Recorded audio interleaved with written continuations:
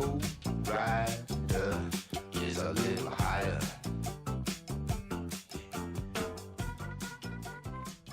Good morning, everybody. Welcome to the It Show. My name is Freddie Ramirez, and I am here with two very distinguished guests / friends of mine. I have here Miss Jenna Clayson with me, and I have here Mr. Let me see if I got my name right. Sincere. There we go. I've been working at it all morning. How you guys doing? Doing great. Really happy to be here. Thank you guys for showing up on such short notice this morning, especially, everybody's here to do my show. So, all right, so today's topic is kind of interesting. We're going to be talking about bullying. Each one of us sitting on this stage has at one point faced some sort of bullying, be it discrimination, be it jokes, be it anything, perception-wise in general. So my first question would be, first of all, Jenna, you are dressed in some very interesting attire this morning. Let's see, most people don't know me as Jenna Clayson. They know me as Fairy Jenna Bell. Okay. I'm a professional children's entertainer in the DC area. I do events, parties, anything like that. So I get around a lot. Beautiful. How long have you been doing Fairy Jenna Bell? You said 10 years? About 10 years, okay. Yeah. Full-time for the last 2. Full-time for the last 2. And, what drove you to do it? What was that? Did you just wake up in one morning and say, hey, I'm going to put on some fairy wings and go to a carnival and paint some kids' faces?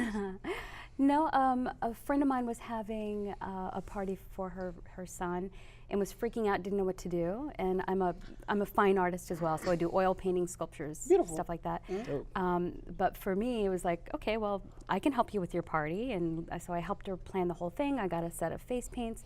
Because, I was an oil painter, so I was like, I could do a butterfly on a face. I could do that, right? Sure. So that's kind of where it started. I did that party, and then all the moms started to call me from that party. And then the more I did it, and the more within the second party, I developed Fairy Jenna Bell as a character, and I made my own outfit and really started to get into it. Because for me, it's not just parties, it's the ability to get out into the world and set an example and create a memory. Would you say it's like a way of life, so to speak? Is it kind of like a way of life? It is for me.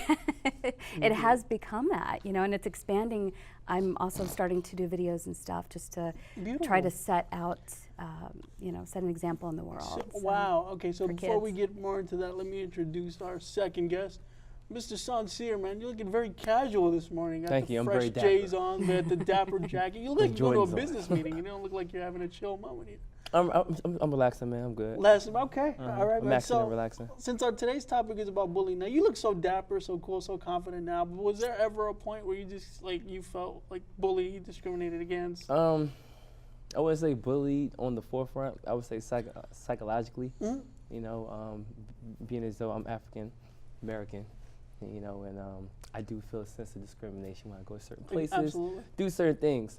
And of course, growing up, going to high school, middle school, growing up in an urban city, there's always someone bigger than you that wants to intimidate you. Now, I don't mean to be straightforward, but did you feel like growing up, people had this perception of you, people looked at you like I said, oh, you come from the ghetto, you don't know anything, you're intimidating, you're threatening, you're all the perceptions of being in an urban area. You know what I mean? Because everybody gets it. Even me, I went to a special education school in an urban area, and being that I was the only light-skinned kid, I wasn't even white, I'm Latino, and I'm, being the only light-skinned kid in the building, it's just man, you're in front of you go to school with and you work with African Americans every day. So I felt that discrimination too, but just based on the fact that I wasn't African American. So being African American, what's it like for you to just carry that effect on you? Well, I think, in my community, you are viewed tough or soft. And for those who don't know what that means, either you can fight or you can't fight. Either you're a nerd or you're a thug. And of course, in the corporate realm, I'm considered a thug anyway, just based off the criminalization of me being black. Right. So those are two things that I tackle with. Even now, I still tackle with them. I mean, because I get it myself, I'm not, I would like to say that I'm not your typical Latino. I don't listen to merengue, salsa music, no. Anything, most of you guys sometimes see me with my headphones on. You guys can hear Eminem or rock, because I get that from some people too. I used to get back in the day, man, you swear you black, you want to be black, you listen to Eminem. small fact about me, I couldn't graduate elementary school without watching the Roots saga. So I had to graduate high school sitting through a whole African American movie. God bless my mentor way up there. Now, Jenna, he mentioned the corporate boardroom, and you told me before the show that you used to be a lawyer. You used to deal with... No, I was never a lawyer. Okay, sorry. I just come across that way sometimes. Okay. No, but I've worked for a law firm for many years, and then was the COO of it, and then moved into the mental health field. And so, yeah, when I branched into the mental health field as a woman, being in a boardroom with a bunch of kind of corporate Imagine how guys. that feels.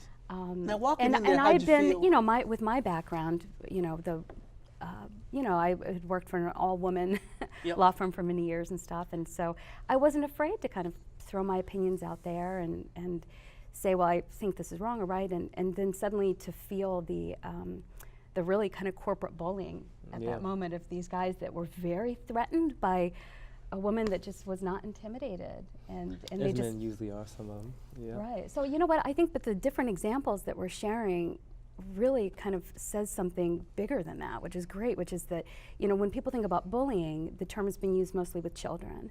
Right. But there's a bigger issue here, There right? is. And it has to do with a feeling of false superiority. And whether it's the color of your skin Preach. or your gender or something like that, it's Absolutely. the bigger issue. You know, I feel like today, whenever I experience bullying today, I work with a lot of kids. Yeah. And I see it more in the parents than I do the kids. That's Interesting. hilarious. Isn't it? Explain that is- exactly. it is? Oh, Yeah, no, I'm not please the host. explain. Explain that. So, for example, I might be at an event and it's time for me to close down and leave. And parents will come up and say, I want a face painting for my child. Okay. And I'll say, no, I'm sorry, I'm closed down, it's time for me to go. And they don't hear no. Interesting. They will keep, and there's been times I wanted to say, like, I'm sorry, can you actually hear that I just said no? Why is my no not enough for you? Well, fairies are not threatening. Um, You know, fairies can't be too mean. Well, you know what? I think that that's part of it. That when you're kind and sweet, a lot of times it's seen as a weakness. And so one of the things that I've said most of my life is that don't misinterpret my sweetness for naivete, because I think that's the biggest mistake that people make. So in English, for good somebody like me who didn't just understand what you said very casually, don't take my kindness for weakness. Right. Bingo. All right, now I'm Yeah. back on track, people. Yeah. All right. So you mentioned that, you know, face painting. How do you feel when you go one-on-one with a child and you do the face painting? Do you get to know them, or do you just paint what they want, or like do you paint what's, you know, what they want because you see it as an expression of them? Like, how do you do it? You know, it's really, for me, it's about giving the child an experience. And I want it to be a positive one. You're stepping into, I mean, the way the brain works, we remember everything that we think, we smell, we hear, all of the experiences that we have are trapped in our brain, right? So I figure if I'm gonna be in that kid's brain in some way, it's gonna be a positive one. I wanna bring a sense of wonder. And more importantly, I wanna set an example, you know, Right. because I don't care if the kid wants a unicorn on his face or, you know, I've seen boys get bullied for wanting a unicorn, things like that. That's a girl design, it's a boy design, stuff like that. I want the handicap But logo on my cheek. You may have whatever you want. I almost brought my kid today. Hello. But I just feel like today we're focused so much on telling the kids what to do instead of teaching the kids how to be. And the best way to do that is by setting an example and by showing your character, showing your virtues. And you do that by how you talk to each other and how you move through the world. So. Santier, you got anything to add to that? Anything you want to piggyback off of? I guess I'll elaborate on some of my experiences. So as far as being discriminated against. So, you know, I don't have cornrows or dreads or anything. I got a haircut. Even now when I go into, say, a Yes Organic store versus going into like a Harris Teeter. Harris Teeter, I don't get the same, I guess, Courtesy, follow-up. would you call it? No, I get more of a freedom when I go to Harris Teeter. No one's following me around. And When you're I in the go- DC area? Yeah. But when I'm going to like Yes Organic, you know, it just feels strange. People find themselves in the aisle while I'm in the aisle. You know, it's just this weird energy. Everybody's so quiet. There's no music playing. Just strange. It's the same So, way. Yeah. and then even with like, you know, from what she was saying about being in the corporate world, I used to work at a law firm as like a concierge. So, you know, I won't say discrimination is just a perception that you don't know how to speak or talk, you know, so people kind of talk to you a certain way. But that experience has been great being around different, you know, ethnicities, predominantly Caucasian, because it gives you this thick skin. You mean you haven't talked to Juan the doorman yet? I gotta say, shout out to my uncle Juan the doorman. He's a good dude. All right, so we got a little bit of time left to not wrap up, but we got a little bit of time. So, if I could, based on all of your experiences, be it face painting in the booth, be it at Harris Teeter in the boardroom, like, what would you say is how do you handle that? Like, how do you handle that going into those situations, and like how do you feel coming out of it? Like, you might be nervous. Actually, going that's what in. I would like to know from you. When you're in the aisle, how do you handle it? you're in the aisle and someone's there and they're showing visible signs of being uncomfortable. It's never really visible. It's how do you more know? energy. What is your Well, perception? I know because I'm a man that operates off energy. I'm conscious, so I always find myself picking up on certain vibes. Vibes never lie. So even if they're not doing something physically, I feel like if I pick up on it, it's right. Like it was directed for me. And they're like sending me that transmission that we don't know what you're about to do, we don't trust you, and you look suspicious. Cool. So what do you do? I found myself actually, unfortunately, buying more stuff than I want to buy. Like, I hate when I go into a store and I actually have to prove I have money. Like proving yourself? Yeah, like, and it's weird, but I've done that before. I've also took my time more. Like, if I know I'm being watched, I move slow. Or for instance, if I know I'm being watched, I'll start speaking to the people who are watching me.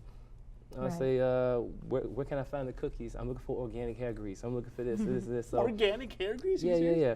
I'm real big on the non-GMO stuff. So, I find ways to reverse what they're sending me.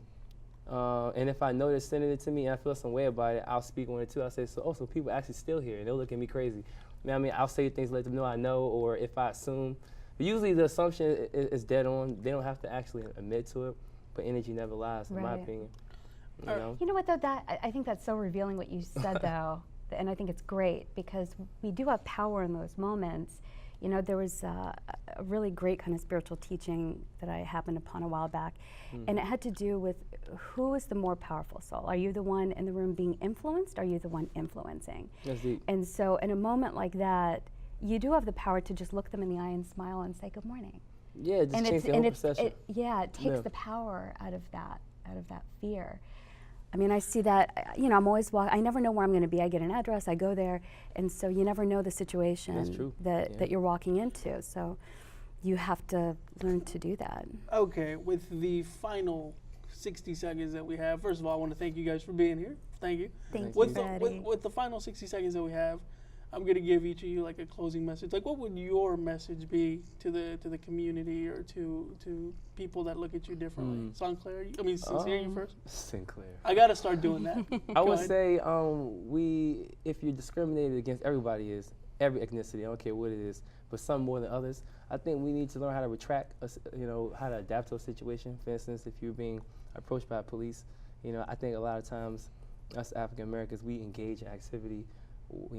It's almost like we poke the hornet's nest when we can reverse the situation by displaying that we are different. The perception is always going to be what it is until you reverse it.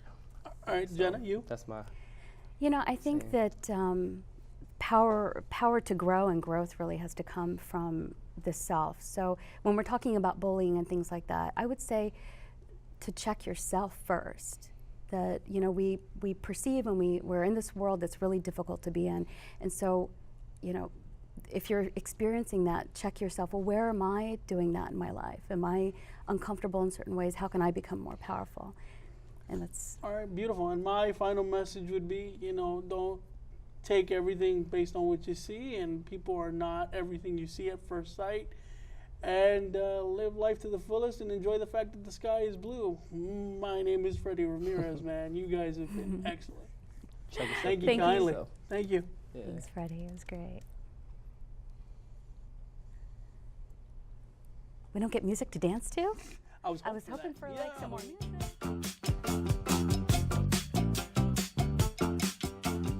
All my friends know the low rider. The low rider is a little